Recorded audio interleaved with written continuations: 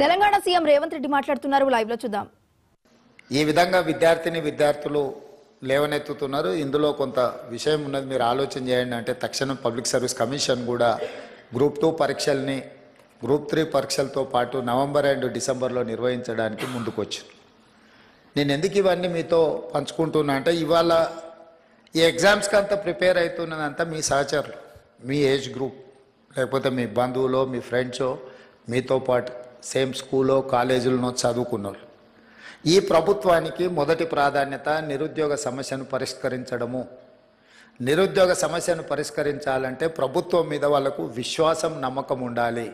Yes, ఈ ప్రభుత్వం పరీక్షలు సరైన సమయంలో నిర్వహిస్తుంది, సమర్థవంతంగా నిర్వహిస్తుంది, సమర్థులైన వాళ్ళను ఎంపిక చేస్తుంది, సామాజిక న్యాయాన్ని పాటిస్తుంది, SC ST OBC reservations and women reservations అన్నిటినీ పకడ్బందీగా అమలు చేస్తుంది. ఎవరు ఎలాంటి ఆలోచనలు కానీ అపనమ్మకాలతో ఉండాల్సిన అవసరం లేదు అనేది ఆ భావన రావడానికే ఈరోజు పబ్లిక్ సర్వీస్ కమిషన్లో సివిల్స్ మీరు ఎగ్జామ్స్ రాసిన వాళ్ళు ఎవరు కూడా ఎగ్జామ్స్ నిర్వహించిన సంస్థ మీద ఎవరు ఆరోపణలు చేయలే. ఎందుకంటే ఆ సంస్థ మీద మీకు నమ్మకం ఉంది కాబట్టి మీ కాన్సన్ట్రేషన్ అంతా, మీ ఫోకస్ అంతా మీ ప్రిపరేషన్ మీద ఉంది.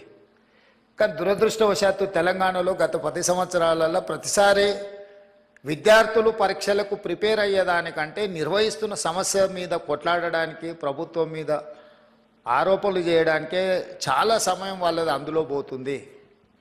అందుకే నా సూచన, మనం నిర్వహణ చేసేటప్పుడు చాలా బాధ్యతాయుతంగా వ్యవహరించాలని మా మంత్రివర్గ సహచరులతో చర్చించి ఒక పకడ్బందీ ప్రణాళికతోని ఈరోజు తెలంగాణ రాష్ట్రంలో గ్రూప్ 1 కావచ్చు, లేకపోతే పారామెడికల్ కావచ్చు, పోలీస్ కావచ్చు, గ్రూప్ 2 కావచ్చు, గ్రూప్ 3 కావచ్చు, డిఎస్సి కావచ్చు, టెట్ కావచ్చు, ఏ పరీక్షలైనా ఖచ్చితంగా సరైన సమయంలో సరైన విధంగా సమర్థవంతంగా నిర్వహించాలని ఒక నిర్ణయం తీసుకుంది. దాంతో ఒక 30 లక్షల మంది నిరుద్యోగ యువకులకు ఒక నమ్మకం, విశ్వాసం వస్తుంది. ఒకవేళ ఈ పరీక్షలో ఉద్యోగం రాకపోతే ప్రైవేట్ సెక్టర్లో వాళ్ళ భవిష్యత్తును ఎత్తుక్కునే అవకాశం ఉంటుంది. నిర్వహించకపోవడం వల్ల, ఆలస్యం చేయడం వల్ల ఈ పరీక్షలు రాయాలన్న ఆలోచనతో లైఫ్లో అత్యంత విలువైన కాలాన్ని వాళ్ళు కోల్పోతున్నారు. తెలంగాణ రాష్ట్రం వచ్చినప్పుడు 20-22 సంవత్సరాలు ఉండి ఎగ్జామ్స్కు ప్రిపేర్ అవుతున్న పిల్లవాడు 10 సంవత్సరాలు 32 ఏళ్ళు వచ్చినా పరీక్షలు రాయలేకపోయిందంటే అతని లైఫ్లో అత్యంత అత్యంత ముఖ్యమైన సమయం, కాలం గడిచిపోయింది. 10-12 సంవత్సరాలు ఒక మనిషి లైఫ్లో నుంచి మాయమైపోయిందంటే అతని ఏజ్ కానీ, అతని ఫ్యామిలీ కానీ, వాళ్ళ బాధ కానీ, ఆ ఎనర్జీ కానీ నిజంగా నిరుపయోగం అవుతుంది, దుర్వినియోగం అవుతుంది. అందుకే స్పష్టంగా ప్రణాళికబద్ధంగా క్యాలెండర్ డేట్స్ ప్రకారం రేపు అసెంబ్లీలో క్యాలెండర్ డేట్స్ కూడా డిక్లేర్ చేసి రాష్ట్ర ప్రభుత్వంలో వచ్చే ప్రతి ఖాళీలను 31 మార్చ్ లోపల అన్ని శాఖల నుంచి తెప్పించుకొని జూన్ 2 లోపల నోటిఫికేషన్లు ఇచ్చి బై డిసెంబర్ 9 ఎవ్రీ ఇయర్ ఎన్ని ఖాళీలు ఉన్నా భర్తీ చేసి వాళ్ళ నియామక పత్రాలు వాళ్ళ చేతికి అందించాలని మన ప్రభుత్వం నిర్ణయం తీసుకున్నది. ఈరోజు మిమ్మల్ని ఇక్కడికి పిలిచి మేమందరం కంప్లీట్ మంత్రివర్గం, మామూలుగా మా బలరాం నాయక్, సింగరేణి అధికారులను, బట్టి విక్రమార్క గారు చెప్పి వాళ్ళ ఆఫీస్లో కూడా మిమ్మల్ని పిలిచి చెక్లు ఇచ్చి పంపించి ఉండొచ్చు. కానీ మెకానికల్గా మేము ఆ జాబ్ చేయదలుచుకోలే. This is personal attachment. We wanted to encourage our students, we wanted to encourage our kids. Why? Because we have depended on youth. So మిమ్మల్ని అందరినీ ప్రత్యక్షంగా ఇక్కడికి పిలిపించి మిమ్మల్ని కలిసి మేమిచ్చే ఈ టోకెన్ మీ అవసరాలను పూర్తిగా తీరుస్తుందని నేను చెప్పను. కాకపోతే మీకు ఒక నమ్మకం కలుగుతుంది, ఎస్ తెలంగాణ ప్రభుత్వం మాతో ఉంది, మమ్మల్ని గుర్తించింది. మిమ్మల్ని గుర్తించడం ద్వారా లక్షలాది మా విద్యార్థులకు ఒక సందేశాన్ని పంపదలుచుకున్నది మా ప్రభుత్వం. ఎస్, మీరు కష్టపడితే ఈ ప్రభుత్వం మిమ్మల్ని పిలిచి పర్సనల్గా కలుస్తుంది, మిమ్మల్ని అభినందిస్తుంది, మీ భుజం తడుతుంది అని ఒక సందేశాన్ని ఇవ్వడం కోసం రాష్ట్ర ప్రభుత్వం మంత్రివర్గం అంతా కదిలొచ్చి, ఇదే మంత్రివర్గ సమావేశం కాదు, మీ స్టూడెంట్స్కి ఇచ్చే చిన్న ఏమంటారు గెష్. అయినా ఎందుకు ఇంతమంది మంత్రివర్గ సహచరులందరినీ ఈరోజు ఈ వేదిక మీద కూర్చోబెట్టినామంటే, మీ ద్వారా తెలంగాణ రాష్ట్రంలో ఉన్న నిరుద్యోగ యువకులకు ఒక నమ్మకం, విశ్వాసం కల్పించాలనేది మా ఆలోచన. ఇది మా బాధ్యత.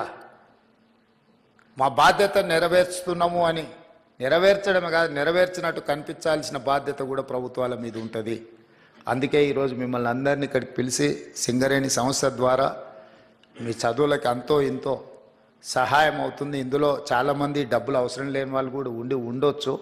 కాకపోతే ప్రభుత్వం వైపు నుంచి మిమ్మల్ని అభినందించడానికి ఇది ఒక మంచి మార్గంగా ఆలోచన చేసి ఈ కార్యక్రమాన్ని ఏర్పాటు చేసినాం.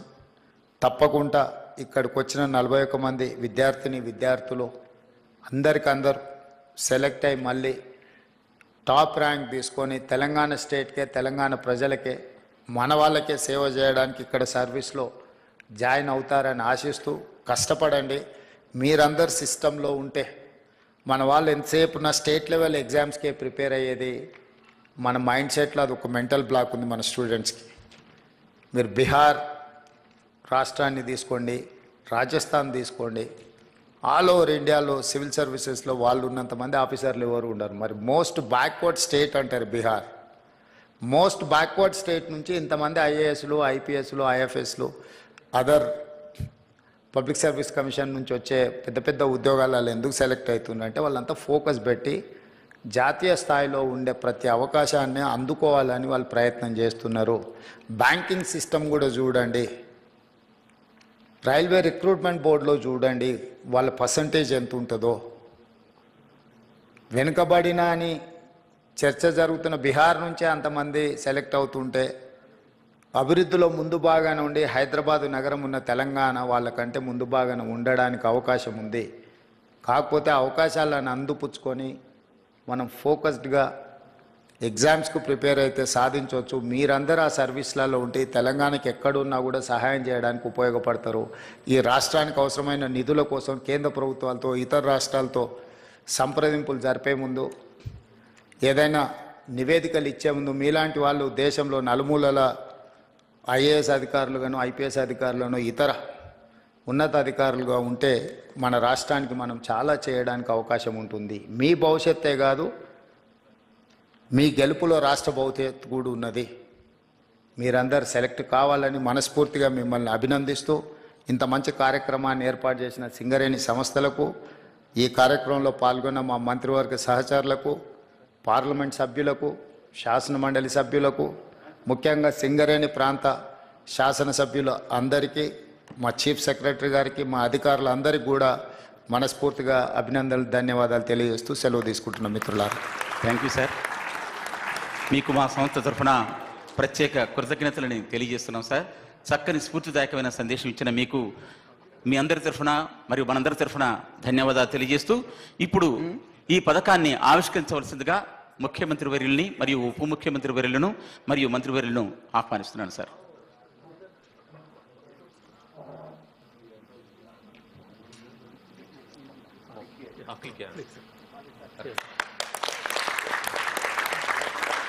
రాజీవ్ గాంధీ సివిల్స్ అభయ హస్తం for mains aspirants of UPSC civil services examinations.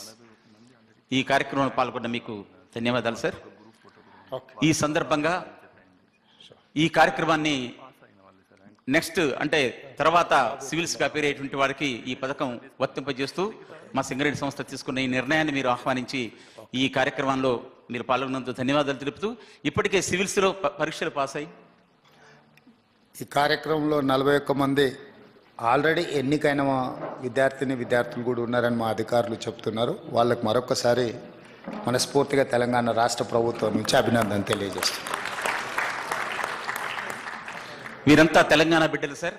మన తెలంగాణ నుంచి ఇంత పెద్ద ఎత్తున మనకు సివిల్స్కి ఎంపిక అవ్వటం అంటే మనందరికీ ఎంతో గర్వకారణం. వీరిని చూసి మరింత మంది ముందుకు వస్తారని ఆశిస్తున్నాం సార్. వీరికి మీ చేతుల మీదుగా వారికి చిన్న మెమోటోస్ అందజేయవలసిందిగా కోరుతున్నాను. దయచేసి వేదిక ముందుకు రావాల్సిందిగా తమరిని ఆహ్వానిస్తున్నాను సార్. సివిల్స్లో ఎంతో కష్టపడి ఎన్నో ఏళ్లుగా శ్రమించి ఈ స్థాయికి విచ్చేసిన మీ అందరికీ కూడా అభినందనలు. ఒక్కొక్కరు పిలుస్తుంటాను, దయచేసి వెంటనే రావాల్సిందిగా కోరుతున్నాను. Donuru Ananya Reddy, Mahabub Nagar 3rd rank.